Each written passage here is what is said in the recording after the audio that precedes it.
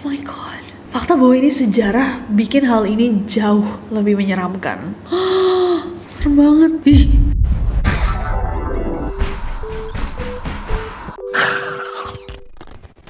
Hey guys, it's Nessie and welcome back to Neror. Kalau kalian belum subscribe ke channel ini, jangan lupa klik tombol subscribe-nya di bawah, terutama untuk kalian pecinta misteri dan horor, karena akan selalu ada cerita-cerita horor yang seru di Neror.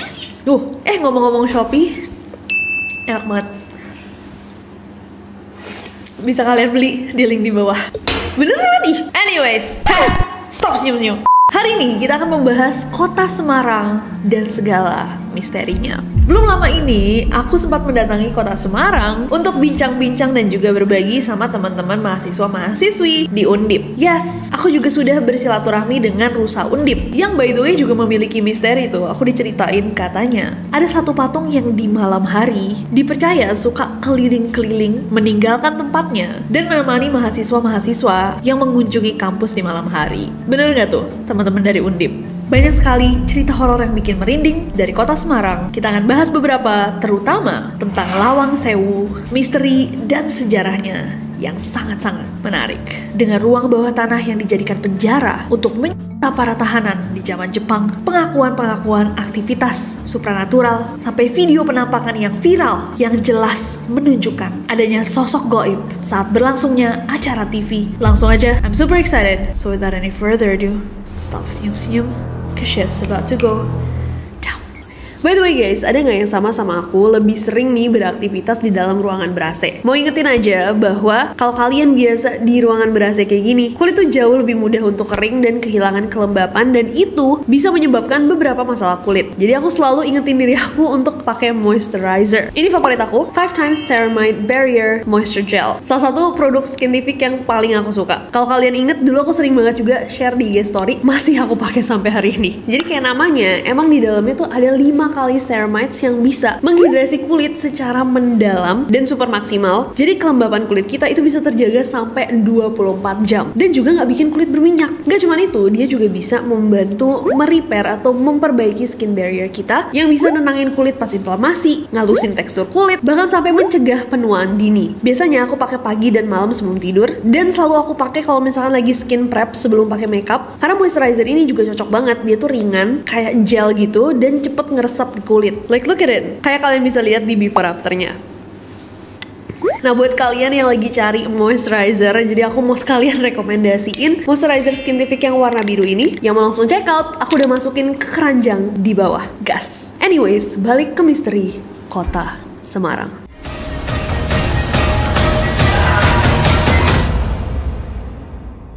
Jadi kota Semarang, ibu kota dari Provinsi Jawa Tengah, merupakan kota metropolitan terbesar kelima di Indonesia. Fun fact, nama Semarang itu datang dari kata asem, yang artinya asem atau pohon asem. Jadi semnya tuh dari asem atau pohon asem, dan kata arang itu artinya jarang, yang kalau digabung nih sem dan arang itu jadi asam yang jarang-jarang. Lah, maksudnya apa asam yang jarang-jarang? Nama ini datang dari Ki Ageng Pandanaran I yang ketika mendatangi Semarang atau lokasinya pada saat itu, dia ngelihat daerah ini kok memiliki pohon asem yang berdiri tumbuh jarang-jarang. Dari situlah datang nama Semarang. Nah, wilayah kota Semarang itu juga berada di kaki Gunung Ungaran, dan sebagian itu berada di jalur Pantura dan menghadap langsung ke Laut Jawa. Siapa yang udah nonton video kita last time tentang Laut Jawa Pantai Selatan? Secara topografi, kota Semarang itu terdiri dari perbukitan, dataran rendah, dan juga pantai. Makanya hal ini tuh kemudian memunculkan nih istilah Semarang Atas dan Semarang Bawah yang biasanya digunakan sama warga lokal. Aku juga dijelasin pas ke Semarang. Semarang Atas itu istilah yang digunakan untuk wilayah kota Semarang yang di daerah perbukitan. Juga dikenal sebagai pusat pendidikan karena di sini lokasi berdirinya beberapa akademi dan universitas ternama. Semarang Bawah itu daerah dataran rendah, termasuk wilayah pusat kota sampai daerah pesisir. Ini yang kata teman-teman Undip, mataharinya ada 3. Bener nggak guys? Nah, di pusat kota ini juga di mana adanya pusat pemerintahan kota dan provinsi, banyak gedung perkantoran, dan juga pusat perbelanjaan. Makanya matahari ada 3. Mataharinya 3, sogonya berapa guys? Maaf, dan termasuk Lawang Sewu.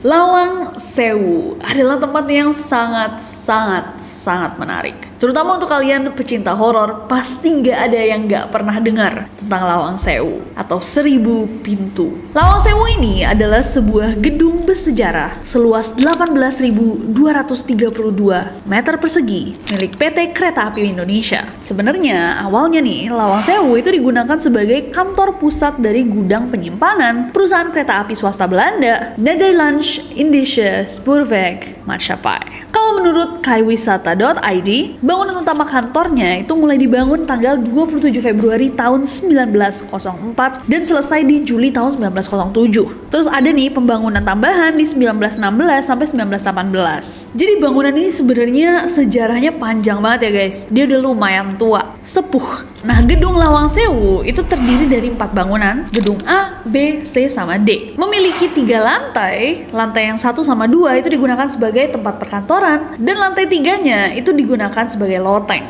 Meskipun didesain dan juga dibangun di zaman Belanda, bangunan ini tentunya masih ada unsur Indonesianya. Kayak misalkan ada ornamen dari kaca patri yang bercerita tentang kemakmuran dan juga keindahan Jawa, kekuasaan kolonial Belanda atas kota Semarang dan Batavia, wilayah maritim, sampai kejayaan kereta api. Nah, fun fact, walaupun namanya Lawang Sewu yang dalam bahasa Jawa itu berartikan 1000 pintu, jumlah asli dari pintu yang ada di Lawang Sewu itu cuma 928. Nanggung nggak? Hampir ya 1000.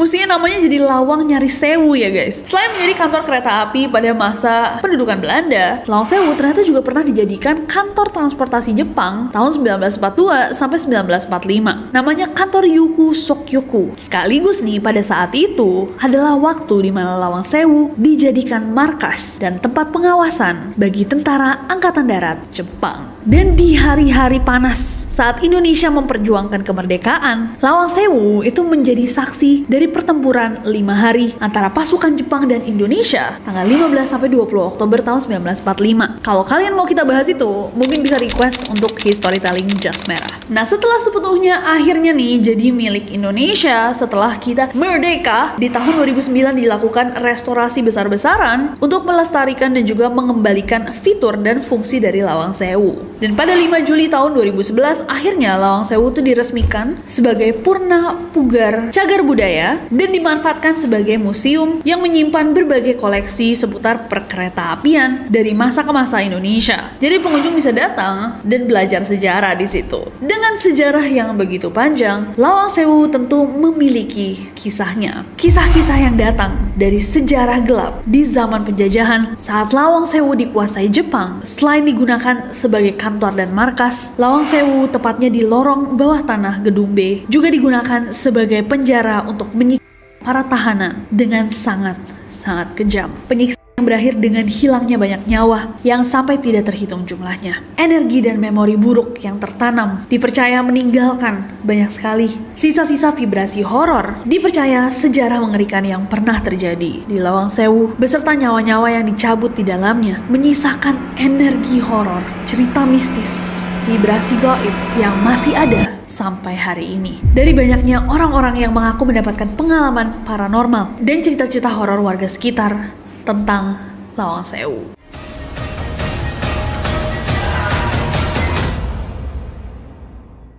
Emang seserem apa sih sebenarnya sih Lawang Sewu? Well, coba kalian nilai sendiri. Ini adalah beberapa ruangan yang dipercaya menjadi tempat-tempat paling angker di Lawang Sewu. Yang pertama ada ruang bawah tanah. Coba lihat guys.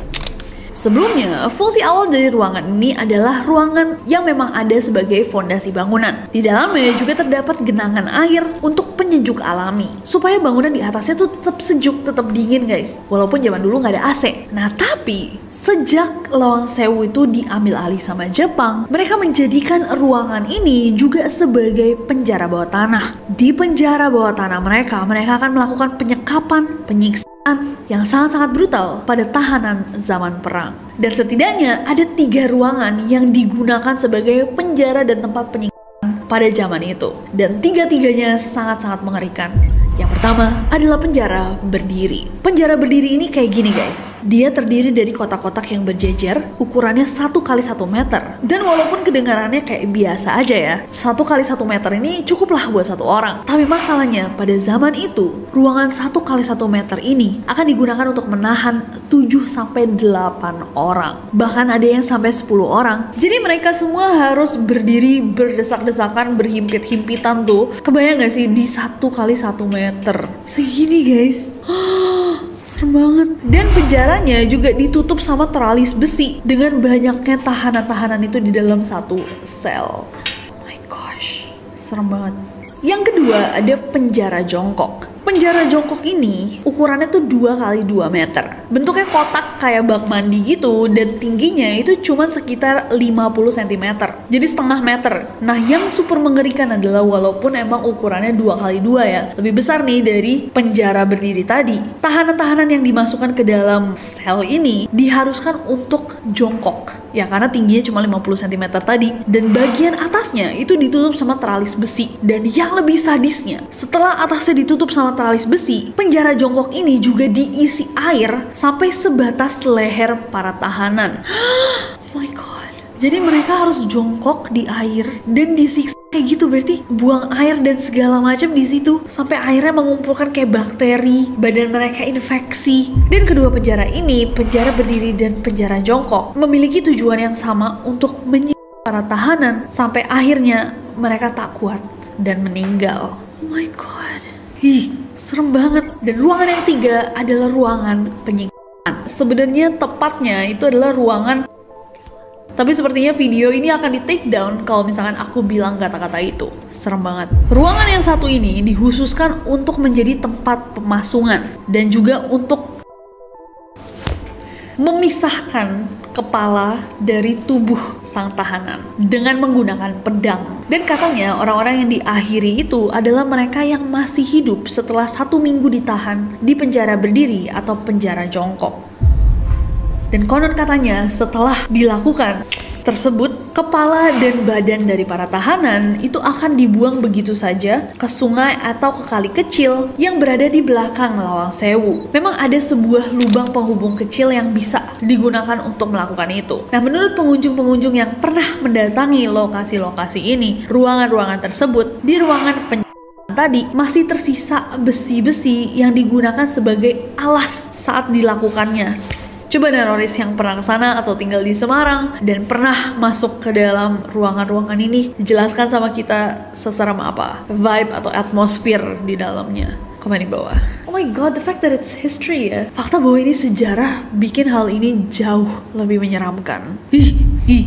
Sumur tua dan lokomotif kereta. Jadi selain di ruang bawah tanahnya tuh terkenal banget ya sama cerita-cerita horor dari 3 ruangan yang tadi, ternyata ada satu lagi nih bagian yang dikatakan cukup menyeramkan. Di halaman utama dari gedung Lawang Sewu terdapat sebuah sumur tua yang udah lama banget nggak dibuka buat publik. Konon ada orang-orang yang mengaku bahwa dari sumur tersebut yang kondisinya tertutup dan terkunci ya, itu masih sering terdengar suara teriakan dari orang-orang yang tersiksa dan tangisan. Menurut cerita yang beredar, katanya memang sumur ini dulu juga digunakan sama tentara Jepang untuk tentara Belanda. Selain sumur, di depan tuh ada sebuah lokomotif kereta api uap yang emang sengaja dipajang dan dipercaya bahwa lokomotif ini dijaga oleh beberapa penunggu seperti sosok tentara dan manusia setengah kuda. Cukup tentang ruang bawah tanah dan juga sumur. Dipercaya bahwa loteng lantai 3 yang awalnya dikhususkan sebagai loteng itu pas zaman Jepang juga dipercaya digunakan untuk menahan tahanan perang. Loteng yang minim cahaya ini juga dipercaya sangat angker karena selain jadi tempat penahanan, katanya loteng ini juga digunakan untuk menyiksa para tahanan yang ditaruh di sana. Suara-suara misterius dan juga penampakan sekelebat putih juga seringkali muncul di area loteng.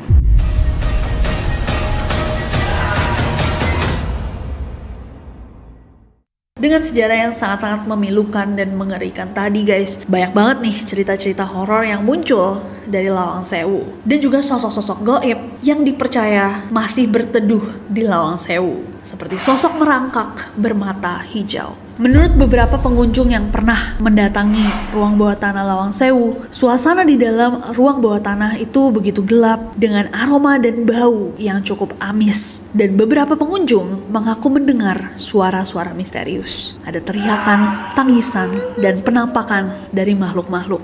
Ada sebuah lorong yang dinamakan lorong hantu. Dan konon, kalau misalkan kalian datang dan berdiam diri di sana, kalau kalian beruntung, kalian akan melihat semacam manusia yang bergantung dengan mata hijau menyala. Sosok itu berjalan merangkak dari atas dan mendekati siapapun yang bisa melihatnya. Selain sosok manusia bermata hijau, juga ada sosok manusia tanpa kepala.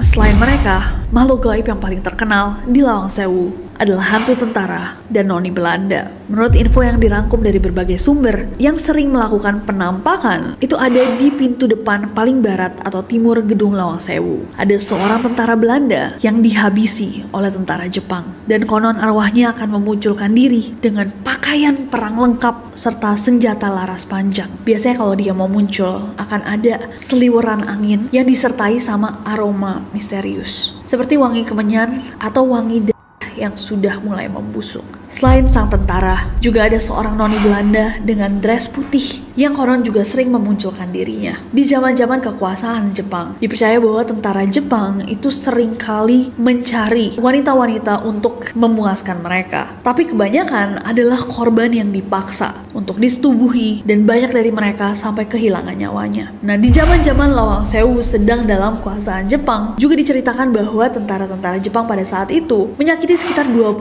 perempuan Belanda sebelum akhirnya melepaskan kepala dari tubuhnya. Nah, salah satu dari korban-korban itulah yang dipercaya masih sampai hari ini memiliki energi yang kerap ditunjukkan di Lawang Sewu. Beberapa pengunjung mengatakan bahwa mereka pada malam hari melihat ada sosok cantik berdiri atau berjalan di jendela atas dan ketika didekati tiba-tiba menghilang begitu saja. Ada juga pengunjung-pengunjung yang mengatakan atau mengutarakan bahwa mereka sempat melihat adanya genderuwo dan pocong dengan muka rusak. Biasanya sosok genderuwo menunggu di depan pintu yang dekat tangga menuju ruangan bawah tanah, sementara sosok pocong muka rusak dikatakan ada di gerbang atau pintu masuk sebelum ruangan utama. Si pocong ini katanya sering tiba-tiba kayak nembus tembok. Bahkan menurut seorang paranormal, ada yang bilang bahwa di setiap pintunya itu ada satu pocong. Berarti merepresentasikan kayak 928 orang yang kehilangan nyawanya gitu. Nah, salah satu penampakan di dunia hiburan Indonesia yang pernah menggemparkan Nusantara, terutama untuk teman-teman yang tumbuh di tahun 2000-an, mungkin pernah inget hype-nya Dunia Lain. Jadi Dunia Lain itu adalah sebuah acara TV tayang di Trans TV dan dia terkenal banget dengan konsep uji nyalinya dia, dimana seseorang yang berani dan mengajukan diri itu akan diminta untuk duduk atau berdiam di suatu tempat yang memang dipercaya angker dari tengah malam sampai matahari terbit. Kalau misalkan dia berhasil sampai matahari terbit, dia akan mendapatkan hadiah. Tapi kalau nggak kuat, peserta bisa melambaikan tangan ke kamera. Nggak kuat pak, nggak kuat. Nah, kamera yang dipasang di lokasi itu juga adalah kamera infrared yang berarti akan merekam dalam kondisi gelap. Dari banyaknya episode uji nyali Dunia Lain, ada satu yang paling terkenal, super fenomenal. It is episode 85 di Lawang Sewu. Diproduksi tahun 2004 dengan peserta bernama Wahyu Suprianto atau WS. Jadi episodenya seperti biasa, Pak WS ini ditinggalkan di sebuah ruangan, tepatnya di ruangan bawah tanah di Lawang Sewu, dan kamera pun ya udah merekam dia biasa aja, menunggu waktu lah ya. Nah, untuk menemaninya melakukan uji nyali di ruang bawah tanah ini, Pak WS itu memang membawa sebuah tasbih dan dia terlihat ya dalam rekamannya dari awal tuh sudah membaca-baca. Sebelum beberapa waktu berjalan, tiba-tiba guys, kamera menangkap penampakan sosok atau siluet dari wanita berbaju putih. Rambutnya panjang dan dia berada di ujung lorong dari ruang bawah tanah. Berarti ini mungkin lorong hantu yang tadi kita bahas. Dan sebelumnya ternyata Pak WS juga mendengar ada suara yang super misterius dan mengerikan. Nah, penampakan ini tuh jelas banget sampai mungkin orang-orang yang menonton pada saat itu, saat ini tayang semuanya kayak nahan nafas. Aku masih kecil banget pada saat itu aja inget seberapa banyaknya orang ngomongin momen itu dari TV. Dan penampakannya itu tahan untuk waktu yang cukup lama gitu. Berbeda dengan banyaknya penampakan-penampakan TV atau penampakan-penampakan di episode lain yang biasanya cuma kayak sekelibet-sekelibet. Pak WS gak kuat, dia mengangkat tangannya, pertanda bahwa dia sudah tidak ingin melanjutkan uji nyalinya, dan sosok tersebut menghilang. Coba guys, kalian lihat baik-baik.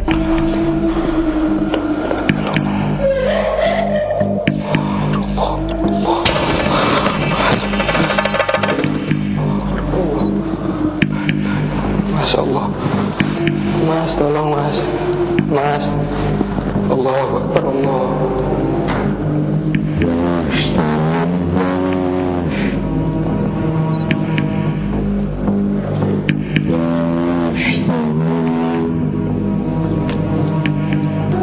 La ilaha illallah, Allahu Akbar.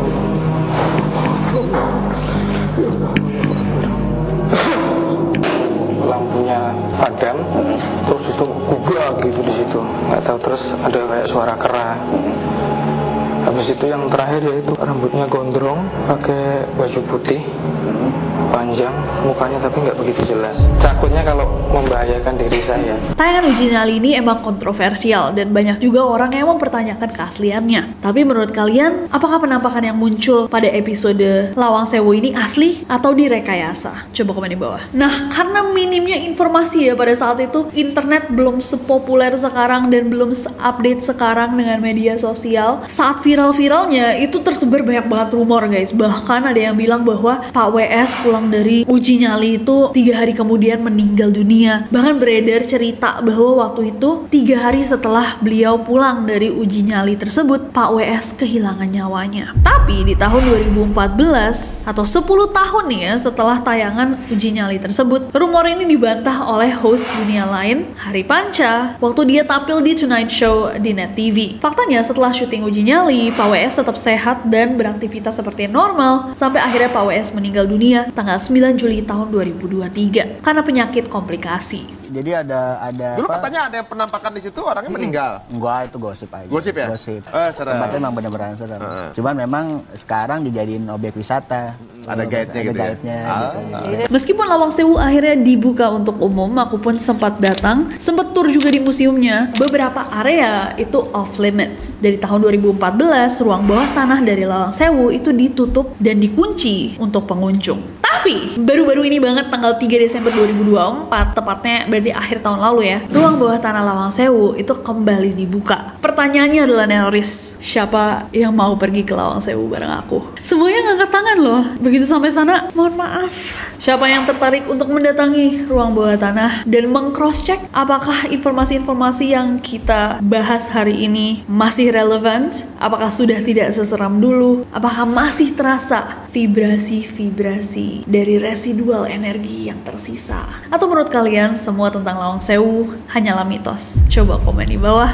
Selain Lawang Sewu, Semarang ini kaya sekali dengan sejarah horornya. Ada Benteng Pendem atau Fort Willem I, lokasi yang dipercaya dulunya menjadi tempat pembangunan dan penyiksaan saat zaman kolonial Belanda, yang konon arwah-arwah korbannya itu masih banyak yang bergentayangan. Ada hutan Tinjo Moyo, saksi bisu dari perjuangan Pangeran Diponegoro saat melawan Belanda, dipercaya dihuni dengan berbagai makhluk halus. Sering terlihat penampakan dan suara-suara aneh. Tanjakan Gombel, sebuah tanjakan curam yang berkaitan erat dengan kisah dari makhluk Wewe Gombel, sosok hantu wanita yang sering menculik anak-anak. Taman Wonderia atau Wonderia yang dulunya adalah taman hiburan di lahan seluas 3 hektar yang sayangnya kejayaannya meredup setelah terjadi sebuah insiden di tahun 2017 yang menelan korban jiwa. Sejak itu taman ini terbengkalai, menjadikannya tempat yang dipercaya angker, bahkan menjadi tempat wisata mistis. Hotel Sky Garden, hotel populer yang berubah angker sejak ditutup di tahun 1982 karena sengketa antar pemilik hotel. Saat masih beroperasi pun dikatakan bahwa di hotel ini terdapat banyak sekali kasus-kasus kesurupan dan orang-orang yang menemukan kamar mereka tiba-tiba dalam kondisi yang sangat berantakan. Banyak orang-orang yang mengaku melihat genderuwo dan makhluk-makhluk lainnya. Konon, Hotel ini memang dibangun di atas tanah bekas kuburan. Dan ada Gunung Ungaran, salah satu pendakian populer dengan ketinggian 2050 mdpl yang juga memiliki cerita-cerita mistis tentang macan kumbang bermata hijau menyala, pohon yang seringkali tiba-tiba ditutupi sama bayangan besar, keberadaan makam keramat, pendaki-pendaki yang tersesat karena mendengar suara orang dari kejauhan, langkah kaki yang mengikuti dan hembusan nafas di tengkuk orang-orang yang menanjak, penampakan sekelebat bayangan, sampai orang-orang yang melihat adanya sekelompok perempuan yang mandi bersama di mata air. Terlepas dari cerita horor dan angkernya, kota Semarang adalah kota yang sangat indah, memiliki sejarah yang panjang, dan menjadi salah satu kota di mana banyak dari calon masa depan Indonesia menimba ilmu. Apakah ada cerita-cerita lainnya? Mana yang pernah kalian alami sendiri? Mana yang kalian percaya dan mana yang tidak? Boleh semua di komen di bawah. Terima kasih semuanya yang sudah menonton video ini. Semoga videonya bikin excited untuk mengunjungi Semarang. Dan jangan lupa next time ajak aku. Thank you Neroris. Kota apa lagi yang kita harus bahas next time? Kalau kalian mau kembaran sama aku pakai merch Neror, linknya udah ada di bawah, baru aja restock. Dan jangan lupa subscribe karena aku gak sabar untuk ketemu kalian lagi. Bye bye. Hihi.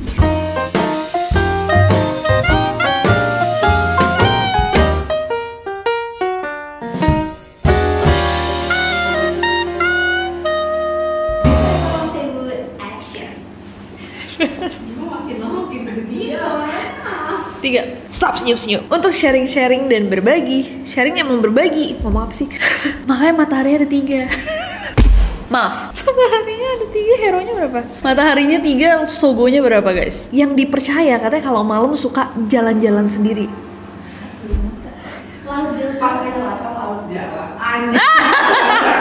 Di shuffle terus kakak. Anyways, nggak apa-apa lah.